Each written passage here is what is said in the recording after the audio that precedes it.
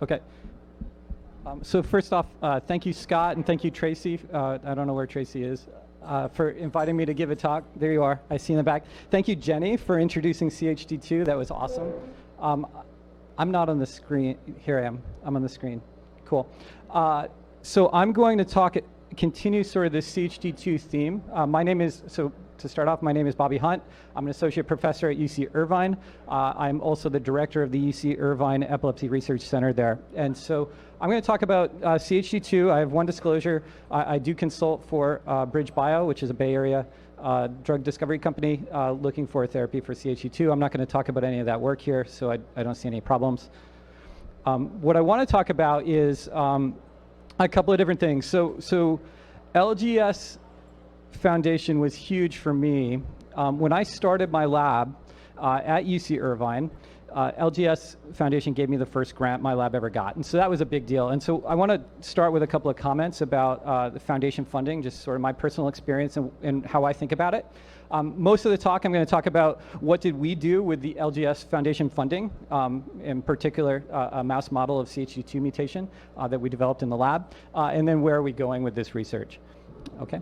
So first off, when we think about what are we trying to fund, especially with a foundation with small sort of seed grants, hopefully it's obvious from this slide, I think we should be funding young investigators, and there's a couple of reasons for that. And specifically young investigators, what I mean by that, postdocs or assistant professors in the first couple of years of starting their independent career.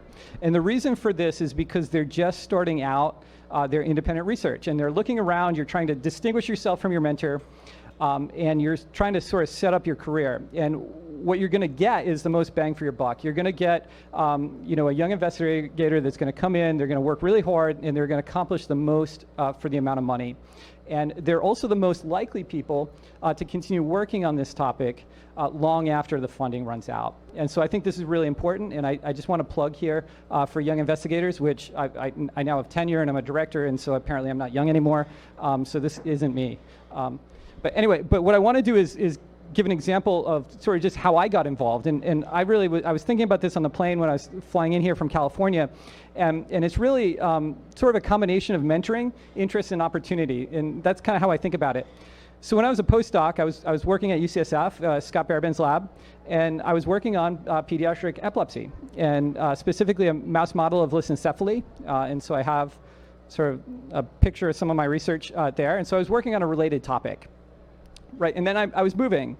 I was moving from UCSF to start my lab at UC Irvine, and I was looking around, and I was thinking of how do I establish new research directions in my own lab and sort of get our stuff going, and I had the opportunity and the mentoring through Scott. I met Tracy, and through Scott I met Christina and many of the other LGS Foundation families and members and whatnot. And so it really is a combination of interest, opportunity, and mentoring. And around the time that I was starting my lab, this paper came out from Epi4K showing all the genes that they had discovered in kids with infantile spasms or Lennox-Gastaut syndrome. And they listed in the front of the paper a number of these genes here. And if you open up the supplement, they kind of have all the genes that popped up on the list, and in there was Chd2. And I was really interested in this gene, Chd2, for a couple of reasons. One was this is everything that we knew when we got started about this gene. So we knew that it was a chromatin regulator, which means that it controls the expression of different genes in the brain, or in the whole body, really. But we didn't know which genes, and we didn't really know what it does. And there was a Chd2 Facebook group that the families had started. And they did actually one of the biggest services to me as a basic scientist. They just got everybody together, collected all the information. What are the struggles that our kids have? And I have a number of them listed here. So many different forms of epilepsy. Lennox-Gastaut syndrome is one of them, but many different types of epilepsy. It's a heterogeneous disorder. There's all kinds of other stuff that goes wrong. Intellectual disability shows up over and over again. There's all kinds of brain, but also body problems, scoliosis, GI problems, kidney problems, things like that. And so we had a couple of very simple questions. One was, how does this happen? And the second question is, what can we do? Okay. So what we did was we ended up getting funding from LGS Foundation to develop a Chd2 heterozygous knockout mouse, and so that's what we did. In these mice, I've got the basic phenotype here on the screen. The mice have a spine abnormality, so it's a little bit, it's quite easy to pick them out, although, it's not super obvious, but you can actually tell the difference between a mutant and a wild type. And this is actually really interesting because some of the kids have scoliosis, and so that was good to see. The animals they're a little bit smaller than the wild type litter mates, but there's no overt sort of obvious problems with their brain. You don't see anything structurally wrong. What we did see was when we did EEG recordings, we did see a change in the cortical rhythms in the brain. These are EEG recordings from the somatosensory cortex, and we sorted out all the frequency bands.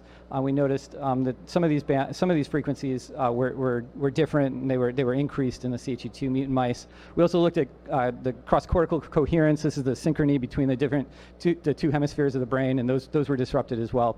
The mice themselves, they don't have seizures, but they did have this sort of cortical synchrony phenotype.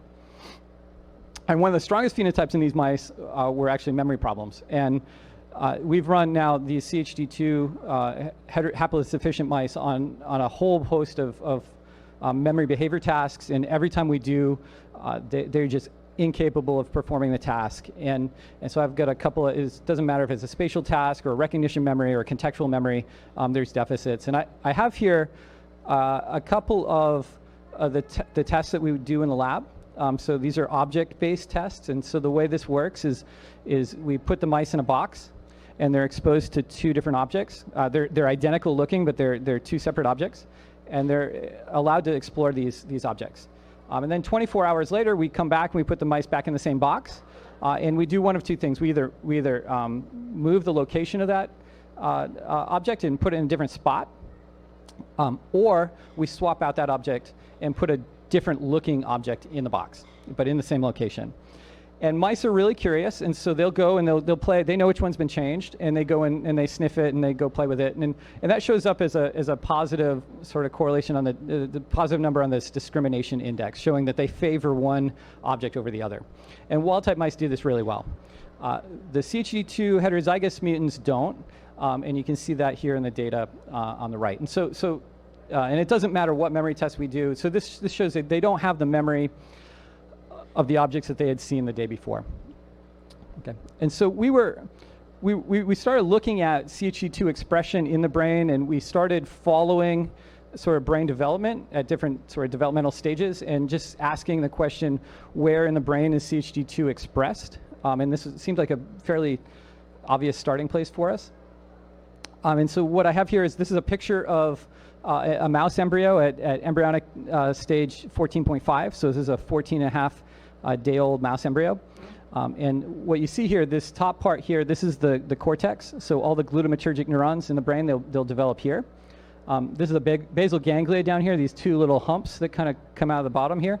The interneurons will be born here in the medial ganglionic eminence, and they'll migrate during development up into the cortex. Okay, so those are the two major cell types in the brain. And what we noticed was a couple of things. So we noticed in the embryo, we saw a 20-30% loss of neurons or neural progenitors that were dividing. So the neurons, in development, they'll divide and divide and divide and make more of themselves. And we did these stains for either dividing cells directly or the progenitors. And what we found was that there was a reduction in the Chd2 mutants. And then in the adult stage, there's about a 20% fewer neurons that we found in the adult animals. And this seemed to affect GABAergic neurons more than it affected the glutamatergic neurons, although the glutamatergic neurons were also reduced as well. And so what we did next is we were wondering, okay, Chd2, we still don't know what it does or how it works or what genes are affected when you do a Chd2 knockout, when you have a haploinsufficient condition. And so we designed this RNA sequencing experiment where we could cross mice and obtain sort of the tissue from either embryonic stage brain or a postnatal stage brain. And we were really focused on either the neocortex, where the glutamate neurons are born, or the MGE, where the interneurons are born, or the hippocampus. And this was driven mostly by the fact that these mice had a really strong phenotype for memory problems, and hippocampus is central to memory function. And so we looked at that, and there's all kinds of genes that change in these animals. What popped out to us, and I'm giving you a couple of highlights. So one was the number of disease-linked genes was really, really interesting. So over 100 genes that are linked to epilepsy, autism, or intellectual disability were differentially regulated in the Chd2 haploinsufficient mice. And so there's a massive number of genes, and may explain sort of the heterogeneity in this disorder. The other thing that stuck out to us was the synaptic plasticity genes. There's a whole host of synaptic plasticity genes that were differentially regulated, from ion channels to pre and postsynaptic genes and transporters, and even immediate early response genes and LTP genes. And so we want to look at that. And so we started doing whole-cell patch clamp recordings from CA1 pyramidal neurons to look just at the basic physiology of these cells in wild-type and Chd2 mutant mice. And so the first thing we looked at was firing properties of these cells. And what we found was in the mutants, the CA1 neurons had a greater capacity for firing action potentials, especially the more current that you injected into these cells. We looked at excitatory synapses that come onto the CA1 pyramids, and what we found was that there was an increase in the amplitude of these events. There's a shift in the kinetics. They became a little bit sharper, and there was no change in the frequency, and so we interpret this as consistent with some of the postsynaptic changes that we saw in the mutants in the RNA sequencing, which showed that there's changes in glutamate receptors and scaffolding proteins and et cetera. And then we looked at inhibition in these cells, and we found that there was a reduction in the frequency. We saw it was basically the opposite result. We saw a decrease in the frequency of the event, but no change in the amplitude or the kinetics. And this is very consistent with the loss of interneurons, and so sort of correlates with that. And so we wanted to pursue this a little bit, and we wanted to look at the postsynaptic effects. And so we looked directly at synaptic plasticity in these animals. And to do this, we did patch clamp recordings from CA1 and recorded directly from one cell. And then we stimulated the Schaefer collateral, the excitatory input to these cells. And if you give a theta burst to the Schaefer collateral, what you'll get is you can get a potentiation of the response, where after theta burst stimulation, you get a much larger amplitude event than before stimulation. And this is something that you can do. It's very easy to do.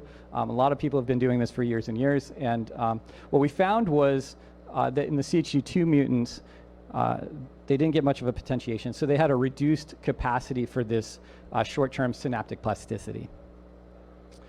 Okay, so we were interested though in sort of the differences between what's going on the glutamatergic side of things and what's going on the interneuron side of things. And so what we did was to get at, what contribution does the interneurons are they having here? And so what we did to try to get at that was we knocked Chd2 out only in interneurons, and to do that we used an NKX 2.1 Cree line here, and you can see sort of some immunostaining showing labeling of the cells, and we were able to completely replicate the loss of interneurons that we see just in the germline mutants, and we were also able to replicate the deficits in object location, object recognition memory. And so this was sort of the showing that we could sort of basically reproduce some of these problems just by knocking out Chd2 and interneurons. Then we did the opposite experiment. So we took wild type and Chd2 haploinsufficient mice. Instead of sort of playing with which neurons express Chd2 and which ones don't, we simply added back the interneurons into the mice that had Chd2 deficiency and therefore had a 20% loss of their interneurons. And this is what this looks like. So these transplanted cells here are the green ones, and this is a picture of the hippocampus. The cells express PV and somatostatin, as we would expect. And what we found was that we were able to completely replicate our results in a new cohort of mice and show a strong sort of deficit in memory function in the Chd2 mutants. And then when we transplanted these cells, we were able to rescue that, at least for our object location memory. This is the spatial sort of memory. But when we looked at recognition memory, this had no effect. And this actually isn't a surprising result because we're targeting the hippocampus, which is very involved in the spatial memory, the location memory task, but not so much in the recognition memory. And so this was really exciting to see. And so what's going on? So I just dumped a whole bunch of data on you. So what we think is going on is before birth, when you're missing one copy of Chd2, there's a reduction in neuron proliferation. And so that's what's happening. And that's happening in the basal ganglia and the interneurons. That's also happening in the cortex, the cortical progenitors. After birth, what this sets up is there are fewer neurons in the brain. There's this shift in excitatory and inhibitory activity, at least in hippocampus, and there's reduced capacity for synaptic plasticity. And when you look at the whole brain, there's alterations in neuronal synchrony, and the animals develop very severe memory problems. And so like Jenny, we were wondering, is this what happens in human, right? And so this is where my lab is going now. And so what I want to do is just finish by showing you a couple of experiments that we're starting to do in the lab. Okay, so unlike Jenny, we're not growing organoids. What we're doing instead is we're trying to grow very defined lineages of neurons. We're doing this from human iPSCs, induced pluripotent stem cells. And so the example I have here is a protocol that my lab has just developed for generating human CA1-like neurons. Those were the same neurons that we were studying in the mice, right? And we're really excited about this. Nobody's ever been able to make CA1 neurons, so this is very exciting for us. And so we can grow these cells. They're PAX6 positive, and they express this very specific CA1 marker, WFS1. And when we grow these cells over time in the dish, what you see is there's an increase in WFS1 expression over time. There's a decrease in double cortin expression as the cells are maturing. And so that was exciting to see. In addition to growing the cells in vitro, we're also trying to grow the cells in vivo. And the way that we do this is we grow the stem cells, we generate the cell, we grow them into the type of neuron that we want. Then we have been designing a whole suite of molecular tools and lentiviral vectors to sort out the cells and then transplant them into CA1 or into the hippocampus or anywhere else in the brain that we want to target to then let the animals grow up. And what this does is it allows us to study human neurons in an in vivo context. And so this is something that we're really excited about. This is what the data looks like. And so these green cells here, these are the transplanted human CA1 neurons, and we've transplanted them into a mouse CA1. Okay, and you can see the cells are sitting right here as you would want them to, right in the pyramidal cell layer. They've got dendrites that go up into the stratum moriens. They've got dendrites that go down into the stratum radiatum. And they look a lot like rodent CA1 cells. And I have an example here of just a cell fill of a rodent CA1 pyramidal cell. And you can see that they look a lot alike. There are some differences. So the human cells, they're a little bit bigger than the mouse cells, and they kind of stretch their dendrites up into the cortex, and they'll actually stretch dendrites down to so they don't quite fit in the mouse brain. But otherwise, they look strikingly similar. They express the right markers, WFS1. They have dendritic spines all over their dendrites. They express CTIP2, which is another marker of CA1 neurons. Interestingly, they don't express calbindin, and that's really interesting to us because mouse cells will express calbindin, but human cells don't. And so what this tells us is that these human cells, even though they're in a mouse brain, they seem to be retaining at least some of their humanness, and so that's very important. Okay, so we've also been growing and developing protocols for generating human GABAergic neurons. And so this is an example of one of the protocols that we've been developing in the lab. And so this is aimed at generating those MGE type interneuron progenitors. And we're able to get 80 or so % of these cells will go on to express GABA. They actually express GABA very early on. Many of them will express somatostatin, the marker somatostatin, which is an MGE sort of marker. And then they mature over time. And what I have here is, the firing properties, and just for you to compare, this is a direct, on the right here is a direct recording from a human Martinotti interneuron, which all those cells are somatostatin positive, and you can see sort of the similarities in the firing phenotype.